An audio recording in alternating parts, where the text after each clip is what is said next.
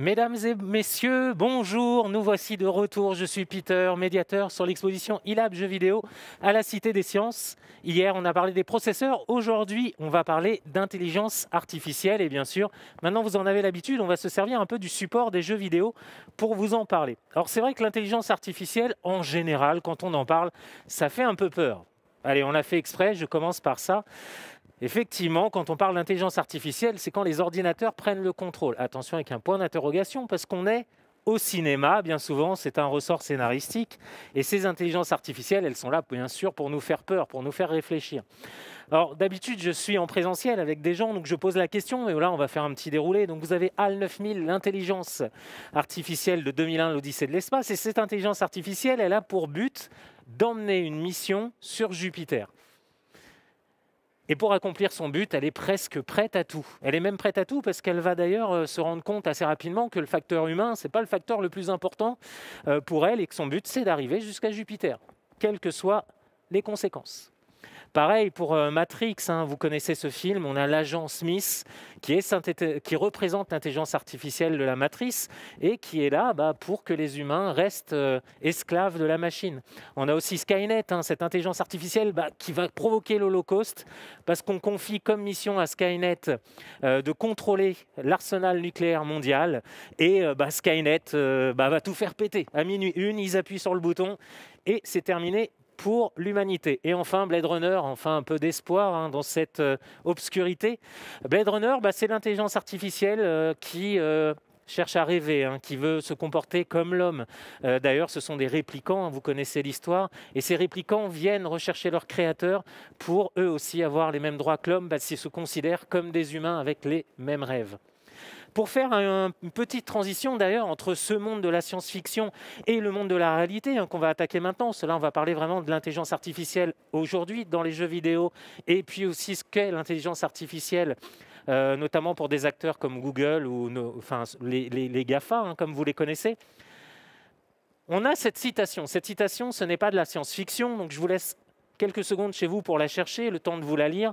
La création d'une intelligence artificielle serait le plus grand événement de l'histoire de l'humanité, mais il pourrait être aussi l'ultime.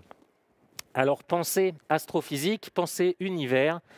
Peut-être que chez vous, vous l'aviez, c'est Stephen Hawking qui a écrit le livre « Une brève histoire du temps ». Donc cette citation, elle vient d'un scientifique qu'on connaît, qui est reconnu par toute la communauté scientifique comme un des grands cerveaux du XXe siècle.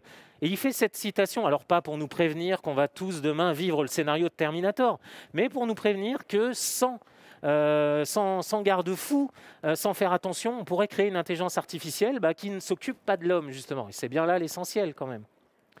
Allez, on va parler d'un jeu que vous connaissez tous. Et dans ce jeu, ces fantômes que vous connaissez dans le jeu Pac-Man, ils sont dotés d'une intelligence. On va voir un peu comment cette intelligence elle a été construite et vous allez voir, c'est très simple. Et on va surtout se focaliser sur un fantôme, le fantôme rouge que vous connaissez, qui est le cauchemar de beaucoup de joueurs de Pac-Man. Et ce fantôme, vous allez le voir, il n'est pas si intelligent que ça. Allez, c'est parti. Toru Iwatani, donc le créateur de Pac-Man, quand il commence à réfléchir à la création de ce jeu, il va se faire cette réflexion. Je veux des fantômes qui soient différents et qui aient des comportements différents. Et pour créer un comportement différent, en gros, voilà ce qu'on se dit. On prend un cerveau, on le met dans le fantôme et hop, on a un fantôme intelligent. Bon, ça ne s'est pas vraiment passé comme ça. Ces fantômes, donc, ils ont 3 comportements distincts.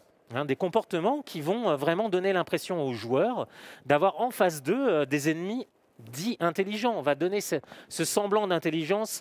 On est dans les années 80, l'intelligence artificielle, on est à ses balbutiements. Et dans le jeu vidéo grand public, on n'a pas d'intelligence artificielle, on a plutôt ce qu'on appelle des systèmes experts. Alors on va voir ce que c'est. Donc le premier comportement de ces fantômes, c'est la patrouille. Il faut savoir que quand vous commencez votre partie de Pac-Man, les fantômes, ils vont aller patrouiller dans un quartier. Vous avez ces quartiers qui s'affichent sur le support que je vous ai préparé. Donc ça, c'est la première étape. Quand vous commencez à jouer, les fantômes vont aller patrouiller. C'est un algorithme tout simple. On leur dit, toi, tu vas dans la zone haut droite. On parle du fantôme rouge, le fantôme dont on va parler un peu plus longuement. Et donc, ce fantôme rouge, il va commencer par une patrouille dans un quartier en haut à droite de l'écran de jeu. Deuxième comportement, donc la chasse. C'est le comportement le plus compliqué. C'est ça qui fait que Pac-Man est un jeu difficile. Et justement, on va étudier ce pattern de chasse. Alors, pour chasser, pour que les fantômes puissent chasser Pac-Man, on a créé une grille qui va se superposer sur l'écran de jeu et qui va permettre de localiser Pac-Man. Ça marche comme une bataille navale, vous allez le voir tout de suite. Allez, justement, on va en parler de ce fantôme rouge. Et vous allez voir qu'après cet atelier, vous allez devenir meilleur à Pac-Man, parce que comme on dit, mieux on connaît son ennemi et mieux on peut le vaincre. Allez, c'est parti. Blinky est un chasseur. Alors, là, on va se focaliser sur le PowerPoint, en plein écran, s'il vous plaît. On a cette position de jeu, donc Pac-Man est en F10. Alors à côté, pour les programmeurs chevronnés, attention, ce n'est pas un vrai programme, c'est une espèce de petit algorithme pour illustrer un peu ce que le développeur de Pac-Man a écrit, quel comportement on a créé pour ce fantôme, et notamment un comportement de chasse. Donc on a Pac-Man en F10. L'algorithme qu'on va créer, c'est qu'on va dire à Blinky, notre fantôme, d'aller 3 cases devant Pac-Man. Et en allant 3 cases devant Pac-Man, il va manger Pac-Man, mais c'est toujours devant Pac-Man. Donc si Pac-Man se déplace de gauche à droite, c'est 3 cases de plus que Pac-Man, donc 3 cases de plus sur la droite. Et là, on va créer vous avez vu en quelques lignes, on va créer un algorithme, un comportement qui donne cette sensation d'intelligence. On va passer un peu plus vite sur les autres fantômes. Et d'ailleurs, si cet atelier vous plaît, je vous conseille vraiment de revenir nous voir sur l'e-lab où on prend plus le temps de le faire. Là, on le fait en format conférence pour la fête de la science, mais cet atelier-là, on passe plus de temps sur l'e-lab à la Cité des Sciences. Alors, Pinky, c'est le fantôme rose. C'est un tracker. C'est un peu le miroir de Blinky, donc je passe un peu plus vite. Donc, un tracker, c'est quelqu'un qui va vous coincer, qui va vous tendre une embuscade. Donc du coup, il passe par devant, mais cette fois-ci, 3 cases derrière Pac-Man. Donc le programmeur dit, si Pac-Man est en F10, soit tu vas en F10 moins 3 cases. Et quand tu vas passer donc par-dessus Pac-Man, tu vas tuer Pac-Man. On va éliminer le joueur. Fantôme bleu, or celui-ci est très intelligent, c'est un stratège. C'est pour ça que je l'ai appelé Inky le stratège. Un stratège, qu'est-ce que c'est? C'est quelqu'un qui va observer un peu le terrain de jeu, qui va voir où sont ses coéquipiers pour agir en conséquence. Donc Pac-Man, maintenant, vous le savez, est en F10, ça n'a pas changé. On a le fantôme rouge qui va poursuivre Pac-Man, on a le fantôme rose qui va essayer de tendre une embuscade. Donc Pac-Man va de gauche à droite, mais s'il va trop à droite, il y a le fantôme rose qui va l'attendre. Le fantôme bleu est le seul fantôme qui n'a pas la position de Pac-Man.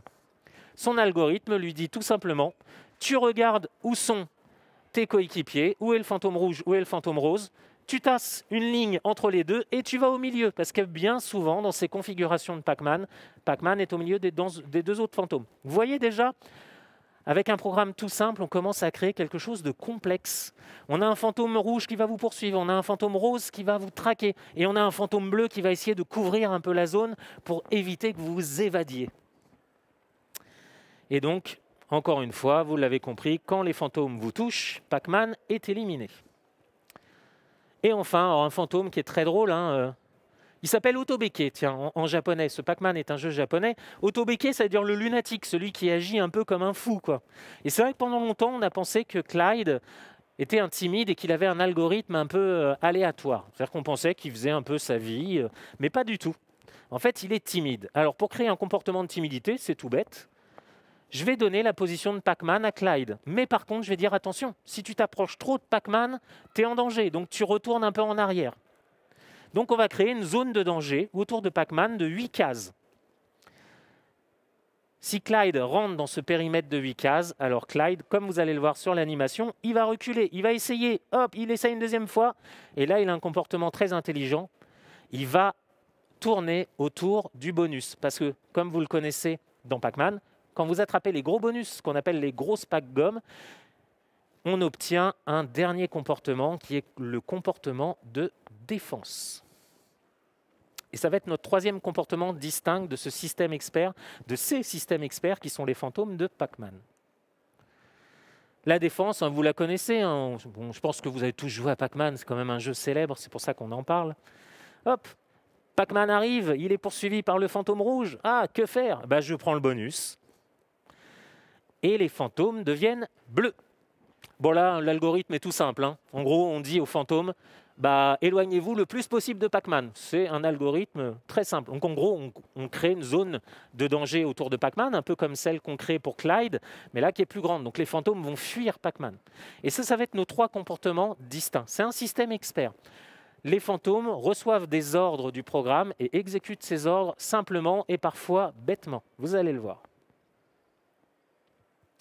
Donc on revient sur notre fantôme rouge, hein, celui le plus dangereux. C'est lui sur lequel je veux m'attarder un petit peu. Donc, comportement Blinky. Et voilà un peu comment cet algorithme s'organise. On va avoir un gros dossier, si vous voulez, dans lequel on va mettre « tu vas patrouiller 7 secondes ». Ensuite, après 7 secondes, tu vas chasser pendant 20 secondes. Et c'est là qu'on commence à voir, ou en tout cas à entrevoir, les limites de ces systèmes experts. Et enfin, si le joueur il prend la pilule, la grosse pack gomme, et ben là, c'est le comportement de défense. On retrouve bien nos 3 comportements. Ça n'a pas changé. Mais des fois, ce qui peut se passer, et je vais vous poser une question bête, que se passe-t-il quand ça fait 19 secondes qu'on se fait poursuivre par le fantôme rouge, qu'on arrive à le fuir? Et ben, ce qui va se passer, c'est que si vous êtes assez loin de lui, et ben, au bout de la 20e seconde, il va arrêter de vous chasser. Et ça, ce n'est pas un comportement intelligent. On lui dit, tu es un chasseur, tu dois attraper Pac-Man. Et ben, au bout de 20 secondes, il s'arrête de travailler et il retourne patrouiller. Donc imaginez, il est juste là, il n'est pas loin de vous attraper. Vous êtes dans un tunnel dans le jeu Pac-Man, et ben, des fois, le fantôme rouge, il décide de faire demi-tour et d'aller patrouiller. Parce qu'il suit les ordres du programme. Ce n'est pas un comportement intelligent. C'est un comportement programmé qui, des fois, face à la réalité, ressemble à un comportement un peu bête, il faut bien le dire. Alors, à votre avis, petite question, pourquoi les fantômes ont des comportements différents? Je suis sûr que vous avez déjà des éléments de réponse chez vous, devant l'écran. Ça crée de l'immersion, ça crée de la difficulté, ça crée du challenge, de la variété. Si tous les fantômes étaient pareils, il n'y aurait pas de variété. Si les fantômes faisaient n'importe quoi, ça serait pas marrant, il n'y aurait pas de challenge, il n'y aurait pas de difficulté. Et l'immersion, c'est ça, c'est quand vous avez en face de vous des adversaires qui paraissent intelligents, ça crée une sensation où vous êtes pris comme ça dans le jeu. C'est l'immersion, c'est ça. Et c'est pour ça que Toru Iwatani, que vous avez vu tout à l'heure, a créé ces comportements différents. Les 4 fantômes sont de couleurs différentes parce qu'ils ont tous un comportement différent. Et ça, on l'a créé grâce à des systèmes experts, des systèmes qui ne font que chasser. Allez, ça nous permet de passer donc au deuxième volet, le volet qui nous intéresse le plus. C'est quoi l'intelligence artificielle? Eh bien, l'intelligence artificielle, c'est une intelligence apprenante. C'est un programme à qui on a dit « tu apprends ». Vous l'avez vu, dans Pac-Man, ils apprennent rien. On leur donne des ordres, ils sont nés comme ça, avec ces ordres-là, ils ne font que chasser. Et bien, une intelligence artificielle, quand on la programme, on lui apprend à apprendre, tout simplement. Donc, c'est un cerveau. C'est quelque chose qui évolue tout le temps. C'est comme un être humain. Enfin, en tout cas, c'est le but. C'est d'avoir une intelligence qui grandit constamment, qui se déploie et qui, surtout, va commencer à raisonner par elle-même. Alors, on reste un peu dans l'univers du jeu. Voilà une chronologie un peu des victoires de l'intelligence artificielle. C'est bien souvent, on le dit, l'ordinateur peut battre l'être humain dans des domaines d'excellence. Alors en 52, on a la première intelligence artificielle qui est capable de battre des êtres humains au morpion. Vous avez déjà joué au morpion. C'est peut-être le jeu combinatoire, vous savez, au nombre de combinaisons le plus limité. Donc créer une intelligence artificielle qui est capable de battre un être humain au morpion, c'est facile. Enfin, en tout cas, quand on s'y connaît un peu en informatique. 94, on a une intelligence artificielle qui bat l'homme aux dames. 97, vous le connaissez cet événement, c'est Kasparov, alors champion du monde d'échecs qui se fait battre par un ordinateur d'IBM qui s'appelle Deeper Blue. Deep Blue en 96 n'arrive pas à battre Kasparov, Deeper Blue en 97 va battre Kasparov, le champion du monde des échecs. C'est déjà un grand pas. Et puis en 2016, révolution. Et on va en parler de cette révolution. C'est AlphaGo, c'est l'intelligence DeepMind de Google. AlphaGo, ça marque une cassure. Ce n'est pas du tout la même intelligence que Deeper Blue. Deeper Blue bat un être humain aux échecs. AlphaGo va battre un être humain au jeu de Go. Et le jeu de Go et le jeu des échecs, le jeu de Go, c'est un jeu combinatoire avec 10 puissance 50 possibilités de jeu. Le jeu de Go, c'est 10 puissance 600. Donc c'est énorme. On ne peut plus travailler pareil. Et justement, on va voir comment et pourquoi il y a une cassure entre 97 et 2016. Pourquoi ces intelligences artificielles, elles ne sont plus du tout dans la même catégorie. DeepMind a été conçu comme une IA qui réfléchit comme l'homme, avec un H majuscule. Voilà en gros l'évolution de ces intelligences artificielles, cette cassure, on va la voir. IBM, donc voilà, ça c'est l'ordinateur Deep Blue d'IBM que vous voyez à gauche. C'est un ordinateur super fort. On utilise ce qu'on appelle la force brute. C'est une façon de casser le jeu. On va tester toutes les possibilités. Quand Deep Blue bat Kasparov en 97, Deeper Blue essaye toutes les possibilités possibles à partir d'une position donnée. Au jeu d'échecs, quand vous êtes dans une position donnée, vous avez à peu près 40 possibilités de coups. Et Deep Blue va tester toutes ces possibilités de coups. C'est de la force brute. On sert des muscles et de la puissance de l'ordinateur pour créer un ordinateur qui va battre un être humain. DeepMind, ce n'est pas pareil. On va programmer cette intelligence artificielle pour qu'elle se comporte comme un être humain. Et ça, c'est révolutionnaire. Alors oui, ça fait un peu peur, mais vous allez voir. On va expliquer tout ça. Alors cette intelligence AlphaGo, DeepMind, elle va utiliser un algorithme qui est pourtant assez ancien, qui date des années 70, c'est l'algorithme Monte Carlo. Là, on ne va plus utiliser la force brute. Je vous l'ai expliqué, le jeu de Go, c'est impossible de prévoir toutes les possibilités. Sinon, l'ordinateur, il s'arrête jamais de réfléchir. Et bien sûr, quand vous jouez avec l'ordinateur au jeu de Go, il ne s'agit pas qu'il réfléchisse pendant 10 jours avant chaque tour. Ce n'est pas possible. Donc, on va utiliser un algorithme Monte Carlo et aussi 2 réseaux neuronaux. L'ordinateur, ou en tout cas cette intelligence artificielle, elle utilise 2 façons de travailler. Un réseau qui s'occupe justement de la mémoire, le Policy Network. Ce réseau-là, en fait, quand il va jouer, quand on va confronter cette intelligence artificielle à un jeu de Go, ce qui va se passer, c'est qu'elle va faire comme un être humain. Si elle voit un coup, ça va peut-être lui rappeler une partie qu'elle connaît déjà. Je vous l'ai dit, ces intelligences artificielles sont des intelligences artificielles apprenantes. Donc du coup, ce réseau est chargé de trouver dans la base de données des milliards de parties que contient cette intelligence artificielle, 1600 parties qui ressemblent à la partie en cours. Ensuite, on a un deuxième réseau neuronal qui est le réseau de valeurs. Alors ça, c'est très important encore une fois, parce que ça aussi, ça se rapproche un peu de ce qu'on fait quand on joue en tant qu'être humain à un jeu de société. Le réseau de valeurs, c'est savoir si vous êtes en position dominante, en position perdante ou en position médiane. Et là, on va se comporter un petit peu comme cette intelligence artificielle, DeepMind, va se comporter comme un raisonnement humain. Imaginez, donc, on a... Voilà, ça c'est cette partie enregistrée en 2016. DeepMind, AlphaGo contre Lee Sedol. Lee Sedol qui est l'équivalent de Kasparov dans le milieu du Go. C'était en 2016 le meilleur joueur de Go au monde, Lee Sedol, un Coréen. Et ce qui se passe, c'est que cette intelligence artificielle, en fait, elle va tout simplement, d'abord, quand elle va voir Lee Sedol jouer, se dire, tiens, ce coup-là, ça me rappelle une partie que je connais, comme un être humain qui joue aux échecs. Quand, par exemple, vous jouez aux échecs, vous avez votre joueur adversaire qui joue un coup et vous dites « Ah, mais ça, je me souviens, quand j'ai joué avec mon oncle, il m'a fait aussi ce coup-là. Et quand j'ai joué avec mon oncle, quand j'ai fait cet autre coup-là, j'ai gagné. » C'est un réseau de mémoire. Et puis... très intéressante cette partie contre Lee Sedol en 2016. Lee Sedol est très solide sur ses positions. C'est un très bon joueur de Go. Il va faire une stratégie puissante. Il va faire une stratégie imbattable. Et donc, l'ordinateur est en difficulté. Le réseau de valeurs de l'ordinateur va tout simplement faire donner comme information à l'ordinateur « Attention, on est en position défavorable ». Et quand on est en position défavorable, qu'est-ce qu'on fait? On tente le tout pour le tout. C'est ce qui se passe dans cette première partie. C'est vrai que je ne vous ai pas raconté le contexte de cette partie, donc elle se déroule en 2016, en 5 manches, donc 5 matchs différents. Ça, c'est le premier match. Et là, c'est vraiment, vous savez, les adversaires se jaugent. Donc Lee Sedol, lui, il joue solide, vraiment, ce que je vous disais. Il fait un jeu impeccable. L'ordinateur étant en difficulté, l'ordinateur au coup numéro 37 pendant cette première partie, va tout simplement effectuer un coup totalement fou. Les experts de jeux de Go qui observent cette partie disent tout simplement ce coup-là, aucun être humain ne l'aurait joué. Et l'ordinateur va gagner, parce que c'est un coup qui va déstabiliser le Lee Sedol, qui est quand même le plus grand joueur de Go à cette époque-là au monde. Et c'est grâce à ce réseau de valeurs, en fait. L'ordinateur, il a joué un coup totalement improbable. Il savait qu'il était en train de perdre.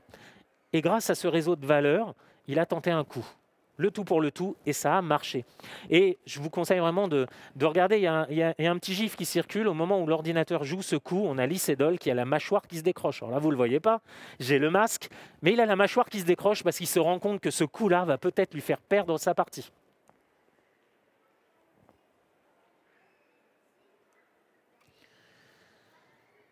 Donc comme on l'a vu, DeepMind est vraiment une intelligence qui agit un peu comme un être humain. C'est ça qui fait la différence. On a essayé de se dire comment raisonne un être humain. Est-ce qu'on peut l'appliquer à une intelligence artificielle? L'intelligence artificielle, c'est le schéma que vous voyez à gauche. On fait un apprentissage profond, après il y a un apprentissage automatique, c'est une intelligence qui apprend à apprendre, tout simplement.